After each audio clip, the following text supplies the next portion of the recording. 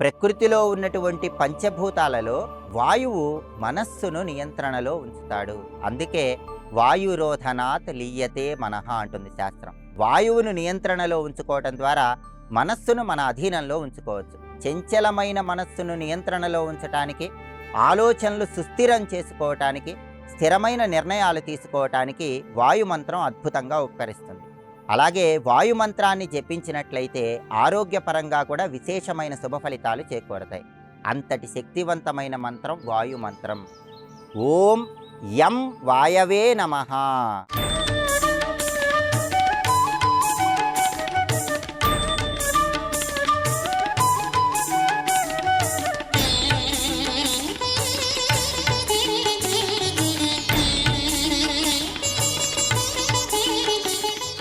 ఈ మంత్రాన్ని పఠించడం ద్వారా వాయుదేవుడి సంపూర్ణమైన అనుగ్రహానికి ప్రతి ఒక్కరూ సులభంగా పాత్రలు కావచ్చు.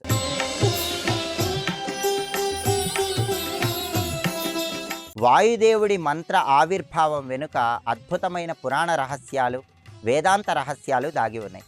ఆంజనేయుడి తల్లి అయినటువంటి అంజనాదేవి చక్కటి సంతాన ప్రాప్తిని కలిగింపజేయమని పరమేశ్వరుడి గురించి కఠోర తపస్సు ఆచరిస్తుంది. అప్పుడు పరమేశ్వరుడు అంజనాదేవి ముందు ప్రత్యక్షమై, నా అంశాస్వరూపంతో నీకు ఒక కుమారుడు జన్మిస్తాడు అని వరమిచ్చి అంతర్ధానమైపోతాడు. ఆ తర్వాత పరమేశ్వరుడి తేజస్సు నుంచి ఒక దివ్య తేజస్సు బయటకు వస్తుంది. ఆ దివ్య తేజస్సును అగ్నిదేవుడు స్వీకరించి పరమేశ్వరుడికి సంబంధించిన ఆ దివ్య తేజస్సును వాయుదేవుడికి అందిస్తాడు. వాయుదేవుడు పరమేశ్వరుడి నుంచి వచ్చినటువంటి ఆ దివ్య తేజస్సు మొత్తం ఒక పండు రూపంలోకి మార్చి ఆ పండును అంజనాదేవికి అందిస్తాడు. ఆ పండును స్వీకరించటం వల్ల అంజనాదేవికి ఆంజనేయుడు జన్మించాడని పౌరాణిక గ్రంథాల్లో చెప్పడం జరిగింది. అంటే పరమేశ్వరుడి అంశాస్వరూపంగా ఆంజనేయుడు జన్మించినప్పటికీ ప్రధానంగా ఆంజనేయుడి అవతారంలో వాయుదేవుడి శక్తి కూడా దాగి ఉంది. వాయుదేవుడు తన శక్తిని కూడా ఆ పండులో నిక్షిప్తం చేసి అంజనాదేవికి ఇచ్చాడని పౌరాణిక గ్రంథాల్లో చెప్పారు. ఆంజనేయుడి ఆవిర్భావం వెనుక వాయుదేవుడి శక్తి ఉంది కాబట్టే చిన్నతనంలోనే సూర్యుడిని చూసి ఒక పండని భ్రమించి ఆకాశంలోకి ఆంజనేయ స్వామి ఎగరగలిగాడు.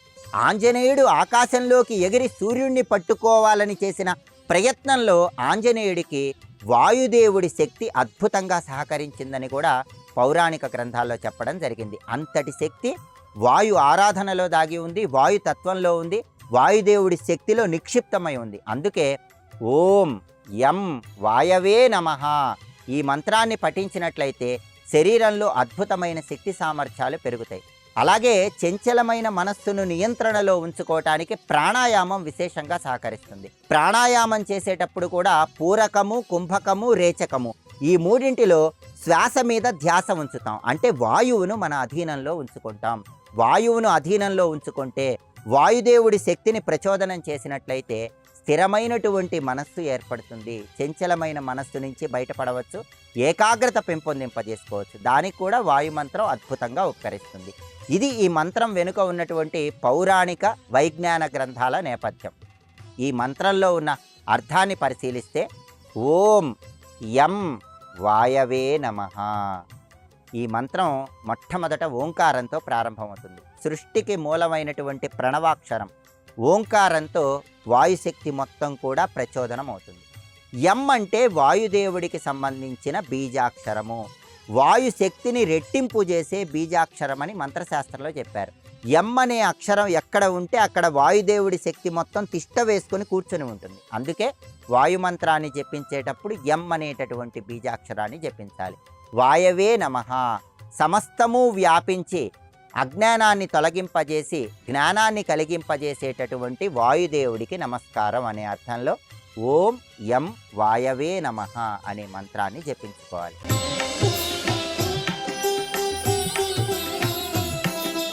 ఈ మంత్రాన్ని ప్రతిరోజు కనీసం 21 సార్లు పఠిస్తే అద్భుత ఫలితాలు కలుగుతాయి. వాయు మంత్రాన్ని ఎవరైనా ఏ సమయంలోనైనా జపించుకోవచ్చు. వాయు మంత్రాన్ని కేవలం ప్రత్యేకమైన సందర్భాలలో మాత్రమే జపించాలని, సన్యాసులు యోగులు మాత్రమే జపించాలనే అపోహ చాలామందిలో ఉంది. అది కేవలం అపోహ మాత్రమే. స్త్రీ పురుష భేదం లేకుండా ఎవరైనా ఏ సమయంలోనైనా చంచలమైన మనస్సును అధీనంలో ఉంచుకోవటానికి వాయు మంత్రాన్ని జపించుకోవచ్చు.